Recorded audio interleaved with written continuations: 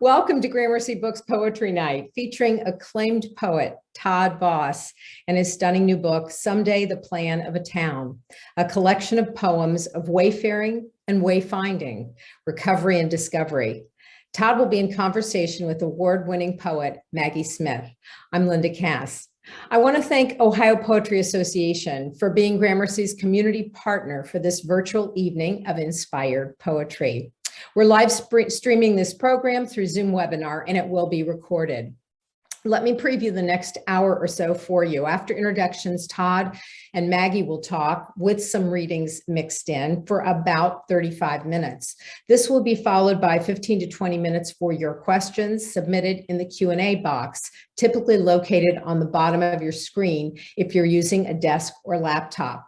This is where Maggie will be taking your questions for Todd during the latter portion of this program. You can write your questions in the box at any time, and those questions that are liked by others will be upvoted, which means they'll rise to the top of the Q&A box, most likely to be asked.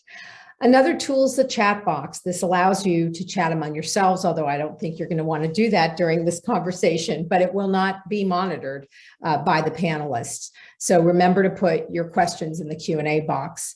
If you could click on the chat box now, though, that icon is on the bottom of your screen. It's going to open a column on the right side of your screen with links to 3 remaining March author programs at Gramercy Books.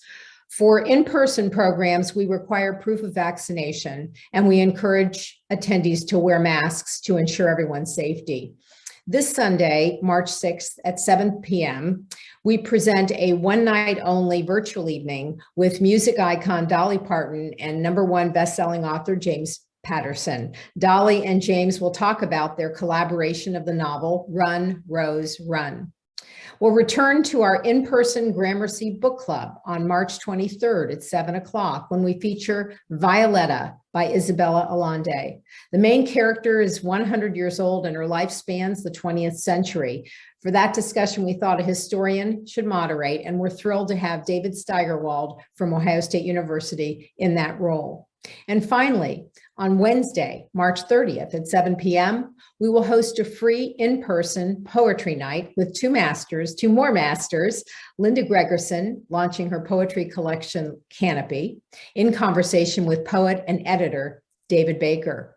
If you click on the link to any of these programs, you can learn more about them as well as register. And you can learn about all of Gramercy Books' author programs on our website and through our e-newsletter. If you want to sign up for the newsletter, you can do so at gramercybooksbexley.com.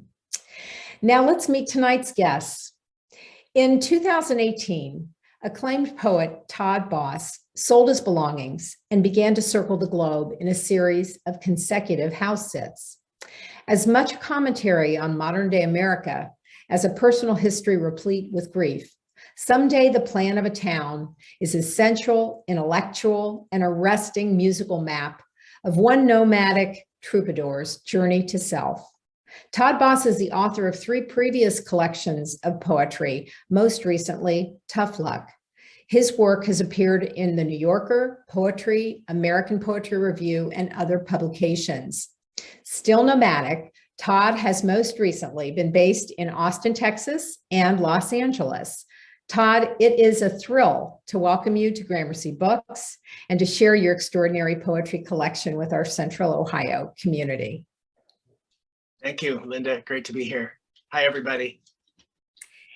In conversation with you, Todd, is Maggie Smith.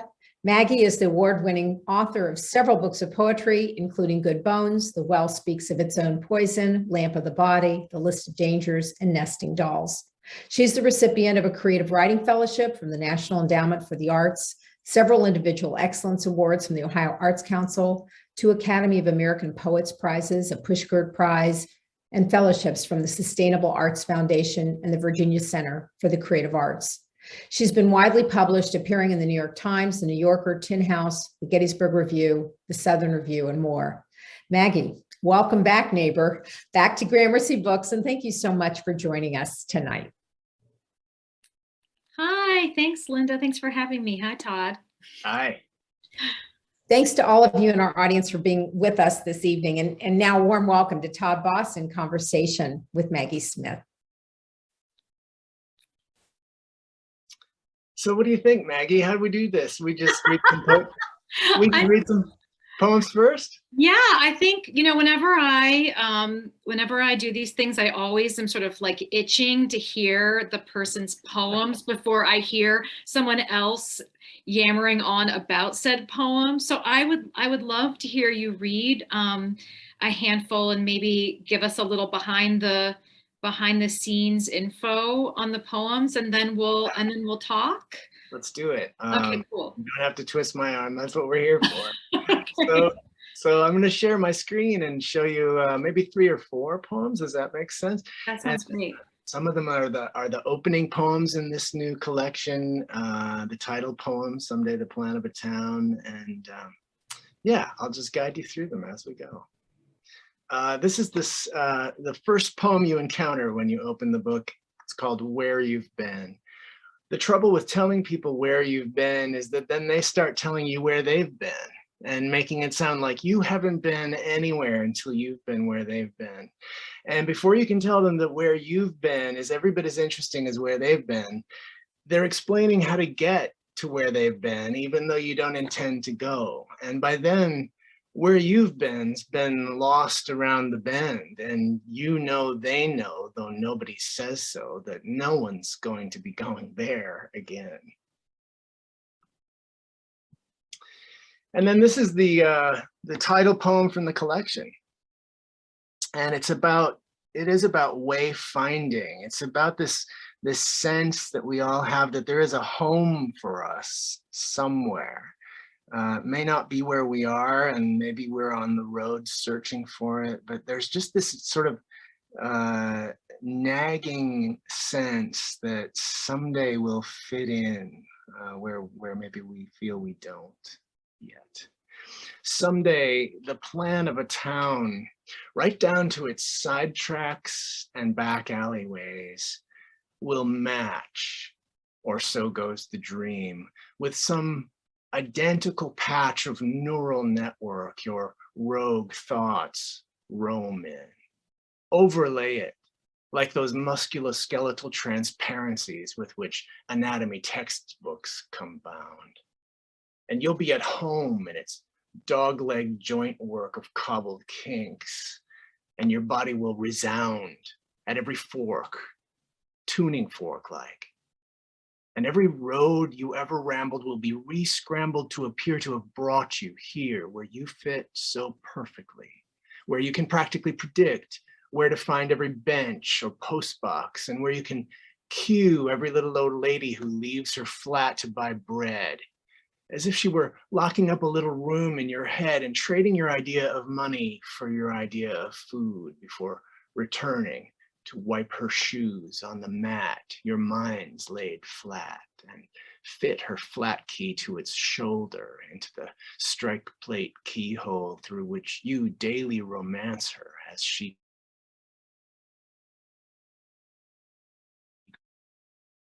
grows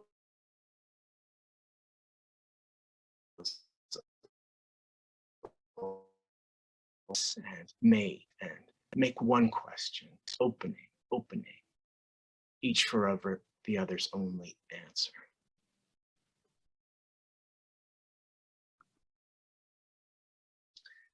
And then I think a lot about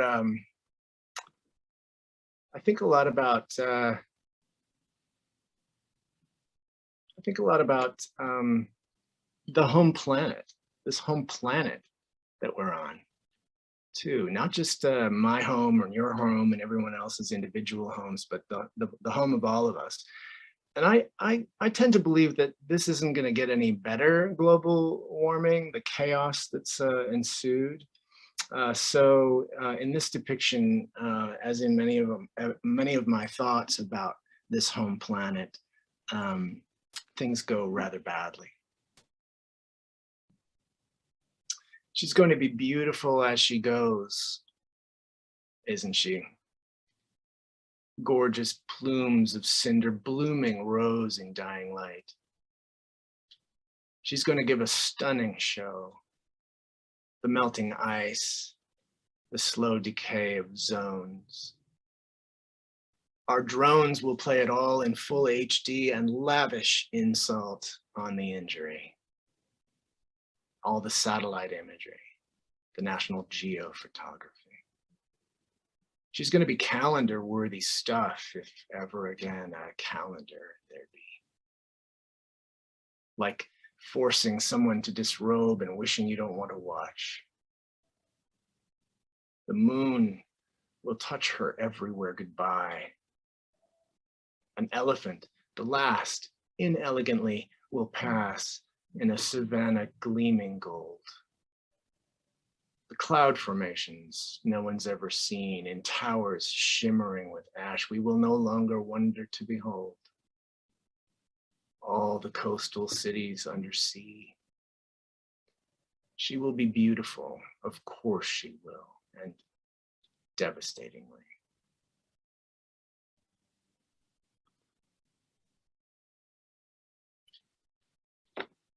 Essentials gets a little personal. You ready for that, Maggie? I'm down to 2 bags. I use a friend's address.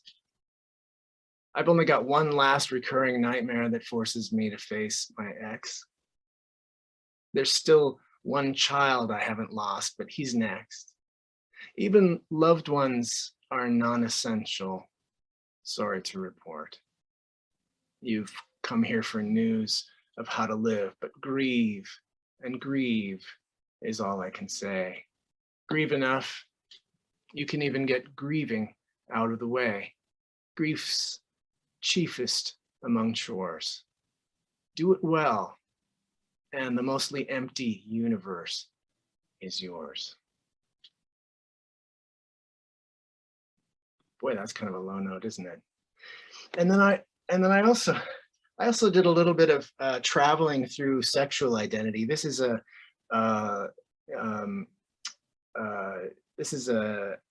poem about bisexuality, men then maybe. How to say it not louche. Men too have got lashes as lovely sometimes, their locks sometimes as lush.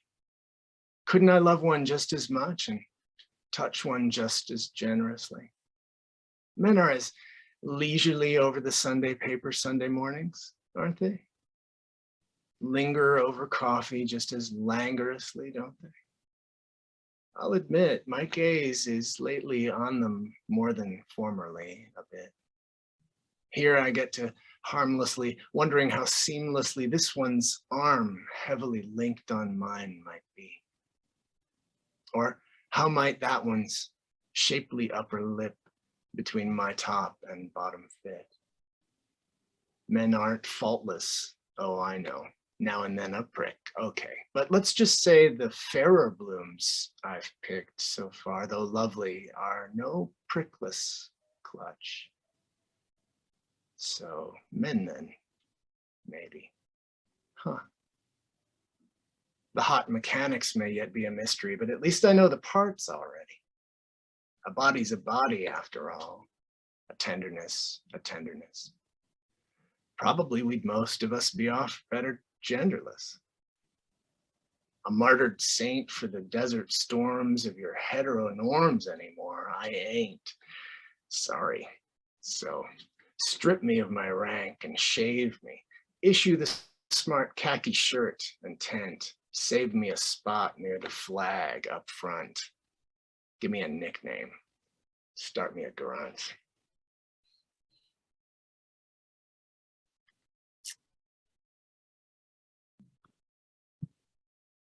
How's that for now? Perfect. I mean, I think we were geniuses to start with poems, I have to say. Geniuses. Not a question planned, but just hearing them in the air and in your voice is so pleasurable for me. And my God, there's so much rhyme in those poems. It's sly. I got permission to do that from Kay Ryan. You know, I love her work so much. And I fell in love with her just about the same time that Poetry Magazine was falling in love with her. And she just gave me permission to do all that kind of stuff.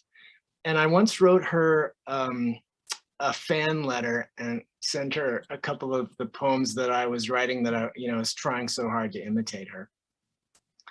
And she wrote back, "Greetings to a fellow rhyme-crazed wretch." Oh, I love poets. I want to have that tattooed on my arm someday. Yeah, I think it's time. It's time to just like permanently ink that someplace. Just gonna own that. You have to just own it. Yeah, it's funny. I mean, looking at the poems and reading them in my own mind, I don't hear it as much as when, of course, like when it's in the air. But you've so slyly, even just with the line breaks, tucking things away, like in the middle of lines. Whereas if you broke the lines differently, they would gong a bit more. Yeah. I mean, rhyming is a suspect activity, let's face it. We learned that in the Hallmark cards aisle, Yeah. You go through one after the other thinking, well, it just doesn't sound, it just doesn't ring true, and so you really, I'm doing all that subterfuge in order to sort of hide those surprises so that, so that you can not even notice them. But they're there. Yeah. And it's so, I mean, there's such a wry sense of humor in so many of the poems. And I feel like the rhyme really, like, it just dovetails so nicely with that. Like, yeah, thanks. It's a little bit of a rib in the side, isn't it? Yeah. I love that. Well, for people who haven't read the book yet, there's something that you wrote in the introduction that really struck me that I wanted to read and then maybe ask you to say a little something about, because I think honestly, our at least recent lives, I'm sort of your foil. I still live in my hometown. I can't move. Like I can't leave. I love that. I see the same people every day. My daughter was just telling me at dinner tonight, I turned in my quiz and the sub said, "I've known your mom for years." And I said, "Who was it?" She goes, "I don't know." And I don't even know she knew who I was. So this is what happens when you stay in a place for a long time. Well, if you stay in Bexley, Ohio for a long time, you're blessed with Gramercy books, which is a perk. But I'm so curious about the sort of way you've been living and creating poems over these past few years. And you wrote in the introduction, "When you're unburdened by material concerns, it's much easier to be present to the world around you. This is why travel enchants, not because every place is more attractive than the place you left behind, but because you left behind more than a place. You say you've left behind the burdens and clutter." And it just made me think about travel as lightening in a way. And especially the kind of travel where you sort of travel extreme, where you unburden yourself of your things and you don't have a home base for a while. And I'm so curious about what you found out of this experience. Did that lightening sort of make room for poems in a way that maybe you didn't have room before? Did it change the work? I'm down to 2 suitcases, as I said in that poem. It's true. That's all I own. 2 suitcases full of clothes and some basics. And I did 30 house sits in a row where I lived in people's homes, so I had access to their, I don't have a Netflix bills, but I have Netflix, I don't have to shovel the walk, but I have a shoveled walk. It's amazing, there's so much that you can let go of and still have when you're house sitting. So, I cheated a little. You could say I cheated a little. I had a dog, and a cat, and they were their animals, but always a new dog, always a new cat. I had 30 sheep in the Pyrenees. I got to know those sheep. It was amazing. I think I thought it would get old. I thought I would miss my things. I thought I would sort of, that the burden would reverse itself and that eventually, I'd be burdened by having so little. But that hasn't happened. Instead, I sort of I sort of have come to a place where this is how I want to live for the rest of my life. And it's because I don't have to shovel the walk, and it's because I don't have to worry about the roof leaking, and it's because I don't have to, you know, take the car in, you know, for a checkup or any of that. I'm free to think my own thoughts and invest my energy where I want to. I feel like you're sort of rubbing in the fact that I have like gutter cleaners here today, and I've been driving my kids around to the pediatrician this afternoon. I feel like you're sort of rubbing that in. No, I'm kidding.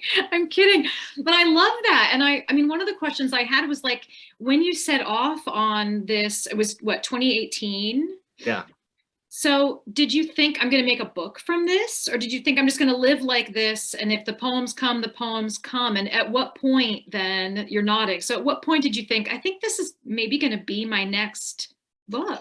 Oh, it's like all the other books, you know, the poems just sort of, when you look at them and dump them out on the floor, they all sort of speak some theme, and then you start to organize them that way. You know, I didn't expect to write about my journeys exactly, but obviously that, you know, that's a great thread to tie them all together, and it did make sense once I studied them. How many aren't here? Oh my goodness, how many of your poems, Maggie, aren't here? Right. I mean, that's always the interesting thing. It's like, oh, you made a book, and it's like, yeah, I carved this from this giant boulder of bookness, right? Exactly. And so, yeah, the poems that are here are some of the poems from this experience, but I'm assuming just from my own process that a lot more didn't make it into this book, that were written from place to place to place. Oh yeah, and they're not all worth reading either, so that's why they probably didn't make it. Well, I mean, that's a question too, right? I mean, that one of the questions we all have is like, so how do you pick? Is it just your favorites, or is it ones that seem to sort of have an arc from beginning to end, or they're touching on certain themes that you feel are important? Yeah, I don't think about themes as much as if a poem just, I'd be interested to hear from you too on this topic, but for me, it's when a poem just sort of, like a dog, you know, it's just sort of following you around everywhere, you know, and you don't quite know what it wants, and you kind of want to pet it once in a while and give it a little love and share it with somebody. That's when I know that a poem is worth keeping around. I love that answer. When it begs of you something.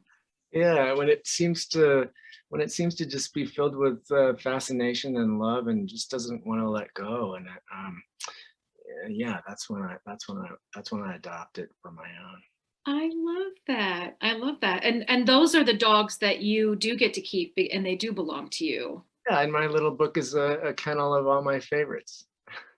So I'm wondering, because there are so many, and you shared your screen, which I thought was great, because I'm the person who, in a reading, I like to read the poem while I'm listening to it out loud, because the shape of it on the page means so much to me. So I appreciated that. But one of the things that I noticed about this book is how varied the shapes of the poems are. Like I joke that actually there should be like a support group for people who can't stop writing in couplets. And I would go to the support group, and I would stand up and I would say, hi, I'm Maggie, and I am obsessed with couplets. And it's a little embarrassing, but I get to a point now where if I find myself drafting in couplets, I have to sort of justify the choice to myself. Like, is this poem wanting this, or are you just, you know, defaulting, almost like Times New Roman 12, you know, like, is this just your mode? And I wonder how much the sort of movement from place to place, did you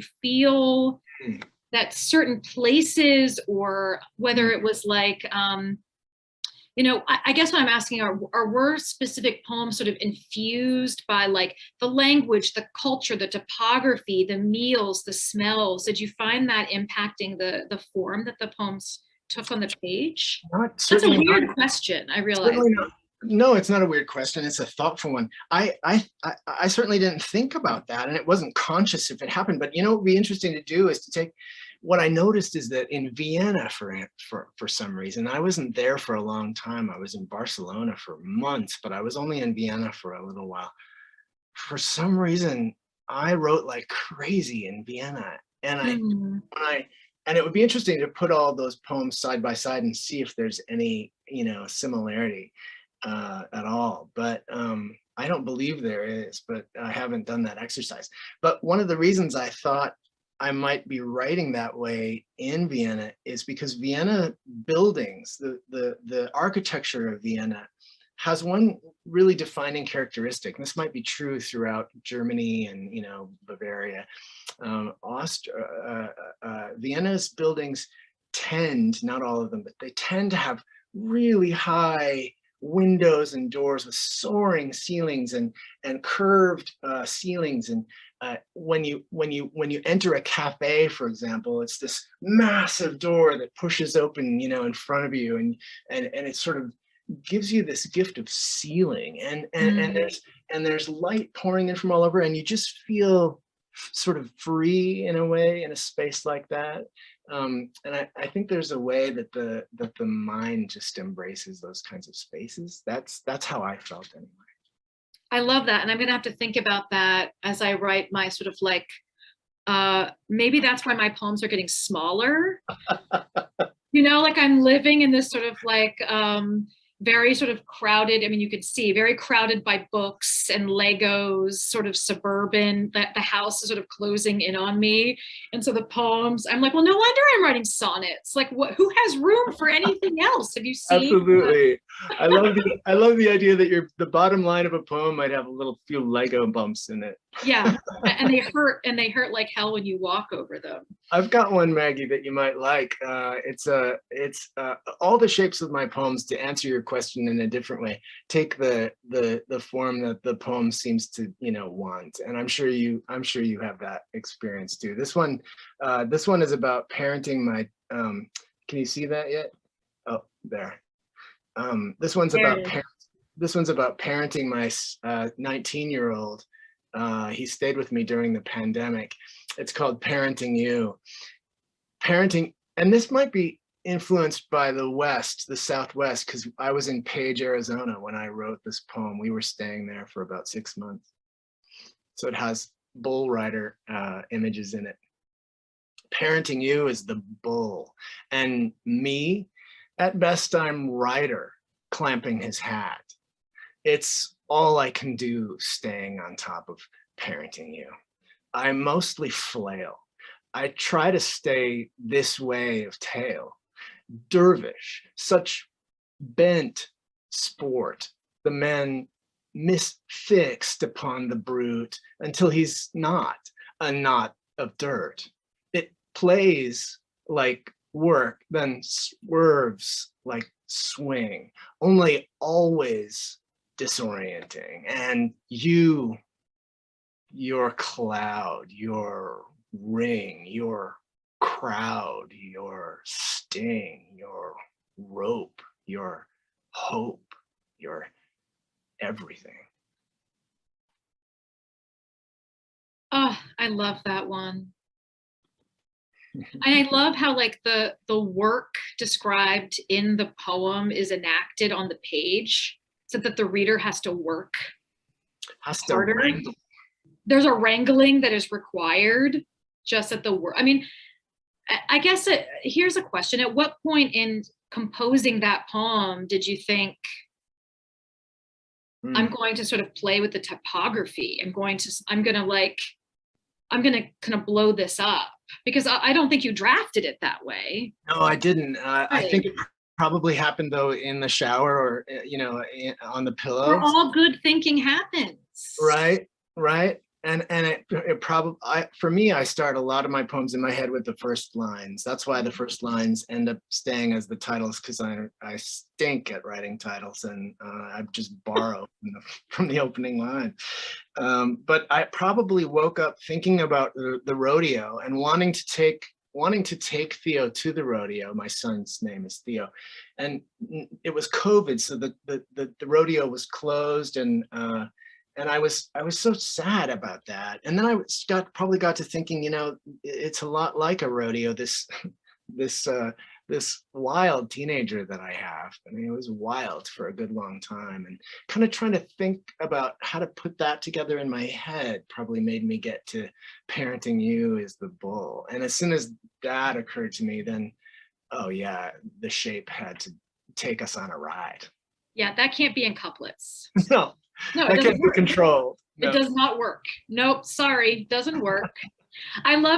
First of all, I have to say, I believe that if somebody asked me about my writing process, I would probably have to list showering as part of my writing process.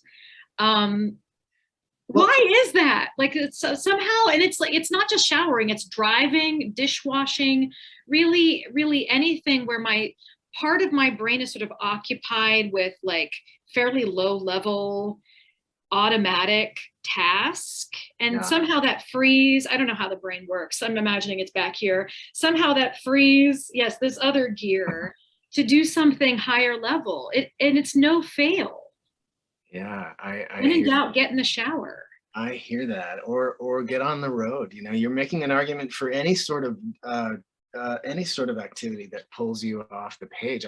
I do think I think we're more interesting when we're not writing. You know, obviously, writing is just writing, but doing something, you know, that's interesting. We could be shelling peas into a bucket, you know, or you know, striking up a conversation with a stranger at the bar. You know, it's always infinitely more interesting. And that's where, like you said, I love the machinations metaphor that you started there. The machinery of the brain starts to process things. Mm-hmm. I'm going to remind folks to ask questions because I have so many that I will just fill up this time. So if you have them and you want to jump ahead of me, Maggie, you should also feel free to jump in with a poem of your own if you're inspired to do so. Goodness. Hardly. We don't need any of that business. You know, it's funny. One of the things I was going to ask you about was titles, because I was going to say so many of your titles are run-ins, where the first line is the title, or it runs right into the first sentence. And I love that too, in part because I have a hard time titling poems. And so one of my first instincts is, let's look at the first line and see if there's either the whole sentence or a phrase can be just pulled up, so I don't have to name it like Reflections or something embarrassing. Yeah. So you answered it without me having to ask. That's also one of your go-to strategies. Yeah, and it's a great test of a title and a first line. You know, if a first line can work also as a title, then wow, that's a real keeper. I mean, for both purposes. So it's almost like hitting a double, you know. I love that. So where are you now? And what are you working on now?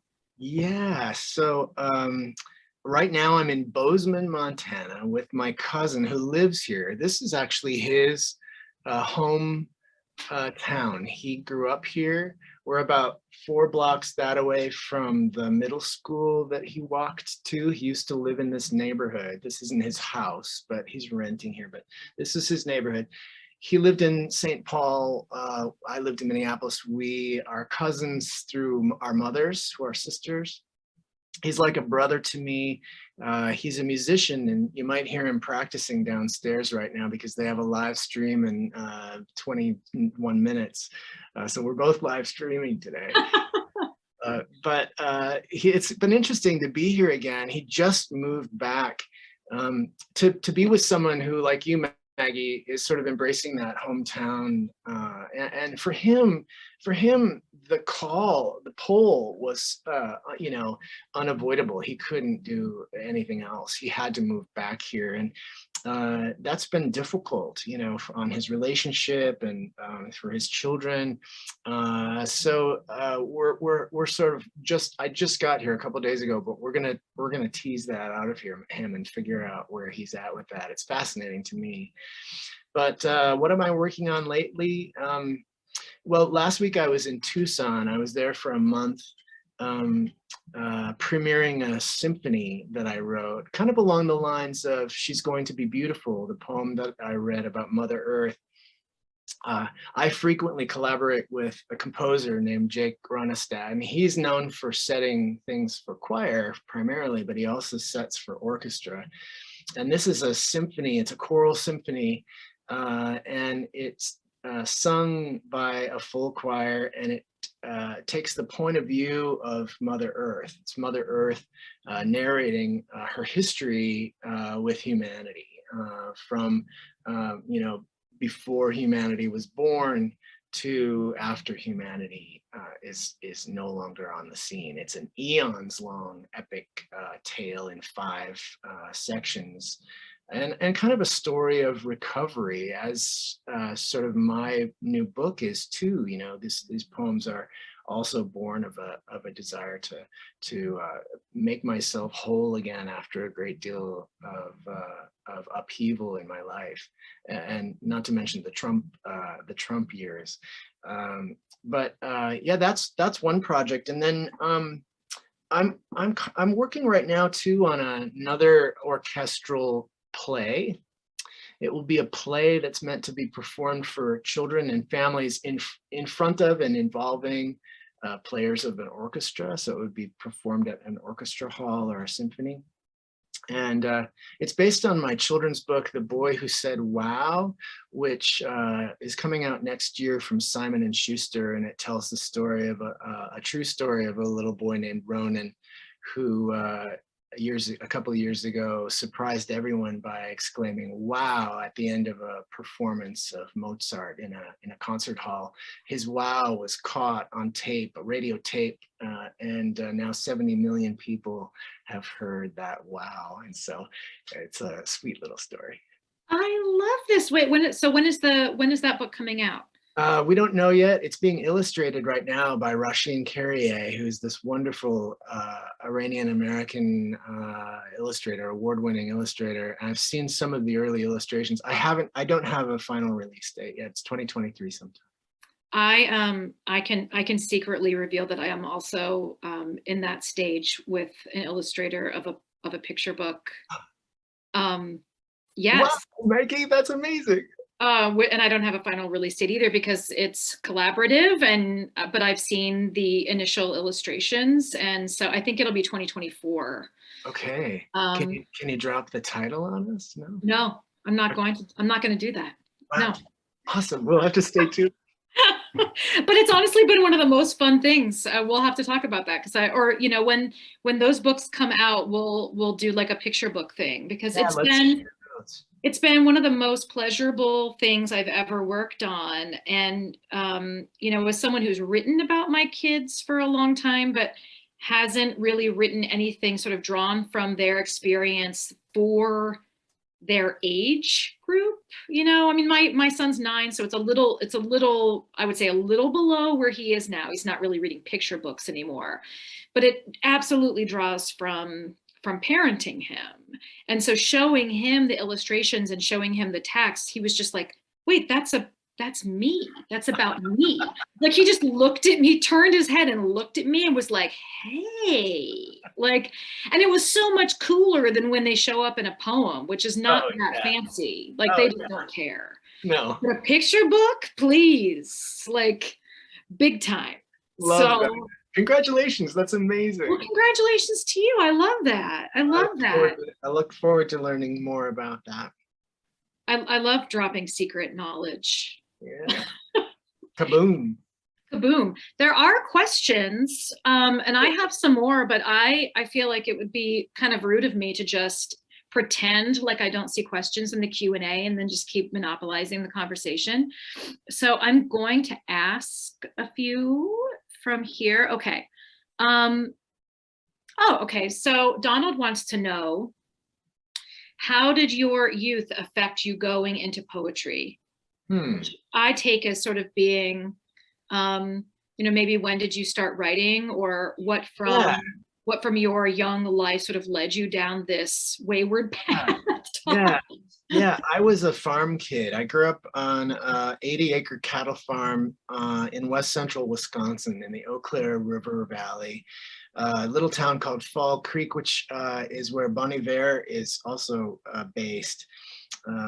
Oddly, it's a little town of 2,000 some, and there was a lot of silence around me growing up on the farm, and I think I just did a lot of thinking and amusing myself and finding ways to be fascinated out on the farm, because I was bored as heck, and I was lonely. I didn't have any siblings until I was 6. That's when my youngest sister was born, so there wasn't a lot of playmate material around me.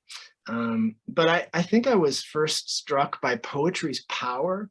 And it's a very distinct memory in my mind, so that's why I think it had something to do with how I turned out. Is something, maybe I was 10 or 12. My mother, sort of to pass the evenings, the long evenings on the farm, would read poetry across the dining room table, and my dad would sit on the other side of the dining room table, just in the lamplight, and listen. And I remember once my mom read a poem that made my father cry. And, you know, he was a stoic Norwegian farmer. I'd never seen him cry before. I'd never heard him raise his voice. He just was not a very demonstrative man. And I remember being gripped kind of about the throat, you know, to see him to see him affected that way. And I don't think I've ever lost that feeling that poetry has the power, you know, to reach the, what's the phrase? Isn't there a famous phrase, to reach the hearts of men? Something. Yeah, I mean, just to see the power of language in that kind of concrete way. I mean, meanwhile at my house, I think, you know, they were reading Reader's Digest. And poetry in Reader's Digest? Oh, there's totally poetry in Reader's Digest. Yeah, I was exposed to poetry, I think, a lot later than you. And I think I realized language's power more from, you know, there was like a wit that had to happen at the dinner table. And if you could have the quickest comeback, oh, or wow. the zingiest joke or the wittiest thing, or if you could bring a story back around to kind of like tease somebody by bringing up a detail they'd mentioned like 3 days ago, Yeah. then that was power. Like there was some currency and humor. Yeah. And so I think that's not poetry at all, but I think the sort of like weaving of things, or being able to pattern things, which jokes do. And to make the compact, the comeback, that's a. Yes, compression. Yeah. So yeah, witty dinner table talk was my poetry. When I went off to college, I discovered that poetry could get women, and that made it valuable to me too. Yeah, that you know, I don't really feel like it's as useful in getting men. I don't know, Todd, that seems very sexist, and they yet might back away a little. Exactly, they're like, oh, you're a poet. That sounds scary. Okay, so let me look at these other questions. Donna wants to know, what poets do you enjoy reading aloud? What poets do you particularly enjoy sort of hearing them in the air? Yeah, Kay Ryan is an amazing poet for that. You can't read her work too slowly, especially when you're high and you've got a little high audience around you. I love Tony Hoagland. You know, I once read his What Narcissism Means to Me aloud from cover to cover. Well, twice I've done this for wrapped, you know, dinner guests, or, you know, after dinner guests over at my house when I had a house, or whatever. It's so entertaining. It's funny, and he introduces you to all these kind of kooky people that are also gathered at a party, and you just feel like you've invited them all into the house. It's just a hoot. I love Tony Hoagland. Oh, I love that. That's a good rec. How about you? Do you read things aloud much? Are you inspired to read things aloud? I do. I'm also like the sort of odd person who I might read poems in my head, but be listening to music at the same time. So I don't handle silence well. I don't actually like quiet, Wow.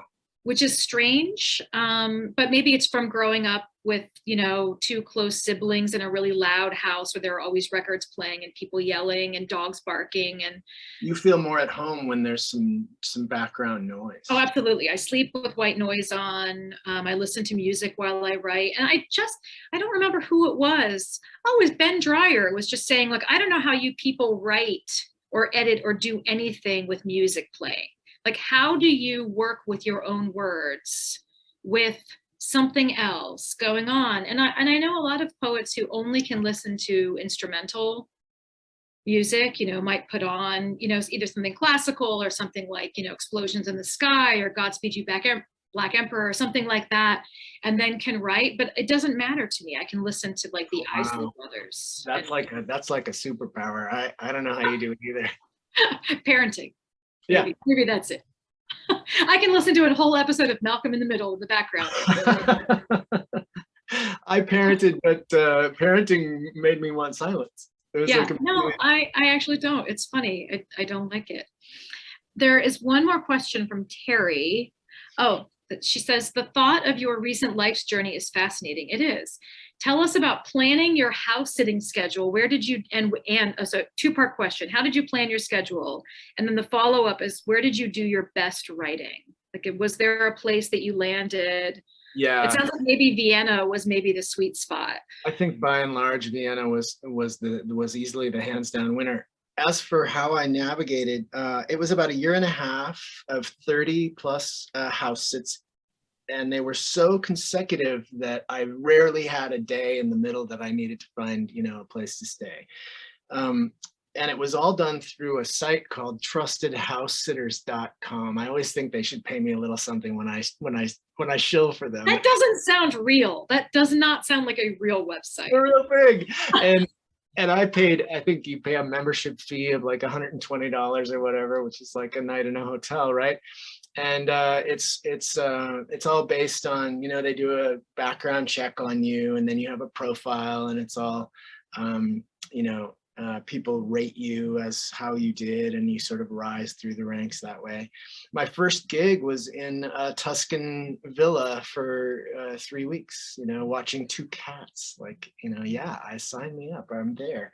And then they just started coming really easily because I had built a reputation already with just that one. So they sent an email every day with 50 or so opportunities around the world. Some of them, in, I don't know, Indiana or something for 3 days, which, you can just sort of keep scrolling. But then, an Irish castle on a river in a valley, that has, 250 acres and a riding stables and a gardener that comes every day. I mean, for 2 weeks or something, it's like, I'll try for that one, And so it became really easy to sort of watch those emails and find the one that could follow the next one and sort of chart your path around. I wasn't zigzagging the globe. I sort of figured out a way to, kind of chart a path. I was in New Zealand for about a month and a half with 3 different sits. I was in Australia with 3, Singapore. It was pretty incredible. Of course, everything's changed now with COVID, but that's how I did it. Well, I mean, it sounds like you sort of naturally brought this to a close around the time that the world kind of shut like a door. Is that? I had to. I was in Barcelona, and I hated to leave it, but it was clear that everything was shutting down and it was time to come home. And so do you feel like you are going to be able to start back up again? Yeah, so I've been renting ever since then, short-term rentals ever since then. So for the last, 2 years, I've been doing short-term rentals around the country and kind of staying more put. So 9 months here, 9 months there.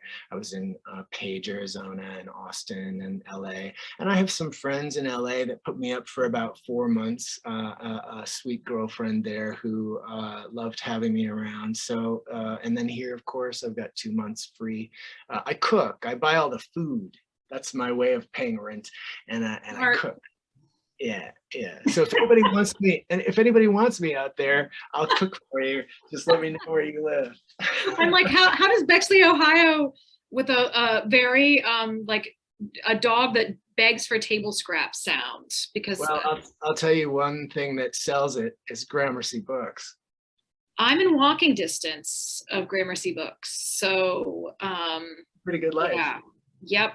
Oh, wait, I'm gonna look at this because I think a question just came into the chat. I'm gonna look. They're asking about the title of the book. Yeah, Someday the Plan of a Town. Yeah. Yeah, that's the title of the title poem, of course, which I read earlier. You know, I didn't love it as a title at first. I loved it as the title of the poem, but I didn't think it would really sell any books for me or make any clarity around this project as titles like to do. But then I just, it sort of, you know, less like that dog, it just sort of kept following me around. And it's, you know, it's different from my other titles. My other titles are very brief and sort of evocative. And this one is evocative too, but in a more chatty way, or somehow more mysterious. And I just liked how mysterious it sounded. Yeah, and it kind of rolls off for me, the tongue, you know, it's, I like it. Was there another one that was in the lead? And then this was like the sleeper, the dark horse candidate? Or I've had books before where I thought I knew the title all along, and then right at the last minute, either from some realization I've had or because an editor was like, I don't think that's the title of the book, we've had sort of a late breaking change, you know? Oh, wow, that's sort of a nail biter. I don't think I could handle that. I'd be really, no, but I have had the experience of regretting titles after the book is published. You know, Yellow Rocket is the name of a weed that grows throughout the upper Midwest, but it keeps being referred to as Yellow Jacket. You know, that's understandable. And then Tough Luck, you know, it's just such a sort of downer title. I really should have thought that through. I like that title. I like the assonance in it. It's like it's honestly, it's like it feels like a very Midwestern thing that people say to you when it's like a shrug phrase. And we both just did that at the same time without even tough luck. I mean, that's the Minnesota kind of like, tough luck. It happens. I think with this collection, I'm kind of with this collection, I'm kind of in a way shrugging off some of those Midwestern qualities. There's not a single poem that takes place in the Midwest. I don't talk about the farm I grew up on anymore. My parents don't make appearances. You know, I'm really, it's just a sort of a different worldly book. So I wanted it to have a sort of, I don't know, different kind of title, I guess. I love that. And the cover design is gorgeous. Oh my gosh. I mean, it's a beautiful book. Thank you. And the illustrations are done by a linocut artist in Winnipeg who loves to take, can you hold one up? I don't have. Yeah, let me find. She loves to take maps of small towns in Winnipeg area where she lives and do them in linocuts, little black and white prints. She sells them on Etsy. That's where I discovered her. Oh my gosh. I mean, it was such a beautiful surprise to open this book. And I'm like, first of all, it's hardcover. It's gorgeous. The cover's gorgeous. The poems are gorgeous. And it has art. I mean, you're just getting greedy with the book beauty here, Todd. I'm just Maggie, you are really selling this. Thank you. Isn't that what this is for? It's for this book. We're trying to get this book into people's hands. You're doing a great job. No, I've been living with this book at my bedside, and I don't have a bedside table because I know better. So I have a bedside bookshelf. Yeah. Because I have seen people's bedside tables with like the pile that's all falling off, and there's no place to put your glass of water, your phone charger, because you've got all your books piled up. And I was like, we're just going to skip. We're not going to pretend. So I got a short, 5-shelf little open bookcase. I can slide my phone into the side, keep my little melatonin gummies on one little shelf. But it's basically just all books. Well, pretty soon you'll be walking down the street and going to bed in Gramercy books. I could. It's close enough. I could walk right down there. I could go. Why not just skip the shelf and just go right where and just sleep on the floor? It's funny. I've gotten mail there and at the adjacent bakery before. and there have been times where Nikki has had to call me and say, some mail came here, or some mail came to Kitty's Cakes, which is connected to the bookstore with your name on it. And I think that is brilliant. A fan who doesn't have your address, but has a sense that you probably visit the local bakery. I mean, that's I'm like, am I Instagramming those cinnamon rolls too often that people know that if they want me, they just have to go to where I get my carbs? Props to that person. That's some good sleuthing. So there are, I guess in closing, there are perks to moving about the world, and there are also perks to staying put. Amen. Todd, this has been so fun. I'm honored that you asked me to come chit chat with you. And hi, Linda. Hey, you guys, I have so enjoyed, and our audience I know has so enjoyed this conversation. It's a fascinating conversation and a fascinating collection. Just thank you, Todd, for this gift to literature. And Maggie, you've been a superb conversant tonight. Thank you both for this really stimulating discussion. We've added a link, by the way, in the chat box to both, Todd, your book, Someday, The Plan of a Town, and Maggie's copy of Goldenrod. So we encourage everyone to click on those links. And thank you both for all that Gramercy love. We love that. And thanks to the audience for joining us tonight. Just remind everyone, we're open 7 days a week. So we're there for you 10 to 6. Just come visit. And again, Maggie and Todd, you're terrific, and wish you all the greatest luck, Todd, on this book launch, and hope to see you at the store in person for the next book. And Maggie will be in conversation with you in person at that time. That would be amazing. I hope. Anyway, thank you again, everyone, for spending part of your evening with us. And we hope you all join us again soon. Thanks, Linda. Thanks, Maggie. Night all. And thanks, Nikki. Thanks, Nikki.